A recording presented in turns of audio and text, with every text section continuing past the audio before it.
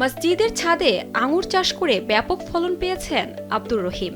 নরসিংদীর বেলাবো উপজেলার চরকাশিমপুর গ্রামের নুরারি শাহী জামে মসজিদের ছাদে যেন গড়ে উঠেছে এক সবুজ জান্নাতি বাগান।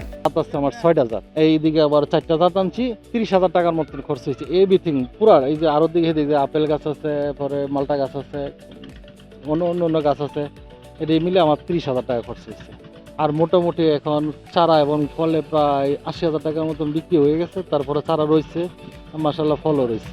স্থানীয় যুবক আব্দুর রহিম মাত্র ৩০,০০০ টাকা বিনিয়োগ করে ৬টি ভিন্ন জাতের আঙুর নিয়ে ব্যতিক্রমী এই ছাদ বাগান শুরু করেন। ২০০৪ সালে প্রথমবারের মতো চেষ্টা করে ব্যর্থ হলেও তিনি হাল ছাড়েননি।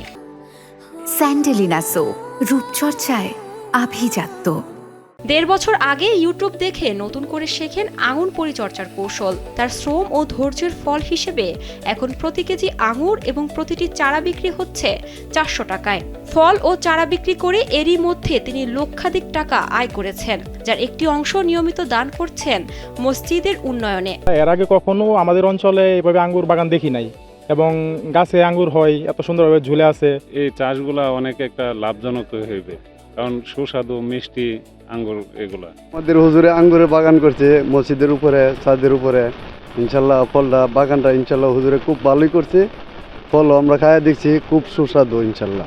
আমরা তো জানি আঙ্গুর বিদেশি ফল এবং বিদেশ থেকেই আপনার আমদানি করে আনতে হয়। তো এখানে এরকম সুন্দর ফলন দেখে আসলেই আমাদের খুবই ভালো লাগছে। মসজিদের ছাদের এই বাগান দেখতে প্রতিদিন শত শত দর্শনার্থী ভিড় করছেন। কেউ ছবি তুলছেন, কেউ আঙুরের স্বাদ নিচ্ছেন, আবার কেউ নিজের বাড়িতে বাগান করার জন্য চারা কিনে নিয়ে যাচ্ছেন। কৃষি সম্প্রসারণ অধিদপ্তরের মতে জলবায়ু পরিবর্তনের সাথে তাল মিলিয়ে দেশের বিভিন্ন অঞ্চলে, বিশেষ করে ছাদ কৃষিতে আঙুর চাষের সম্ভাবনা অনেক। সঠিক পরিচর্যা ও কারিগরি সহায়তার মাধ্যমে আঙুরের আমদানি নির্ভরতা কমিয়ে দেশেই উৎপাদন বাড়ানো সম্ভব। এবার নরসিংদী জেলার বেলাবো উপজেলার কাশিমপুর গ্রামের মোহাম্মদ আব্দুর রহিম, উনি তার ছাদের উপরে ৬ ধরনের আঙ্গুরের চাষ করেছেন, ৬ ধরনের জাতের। এই জাতটির সবচেয়ে বড় সুবিধা হলো যে এটা বাড়ির ছাদে অথবা বসত বাড়িতেও এই ধরনের আঙ্গুরের চাষ করতে পারবে।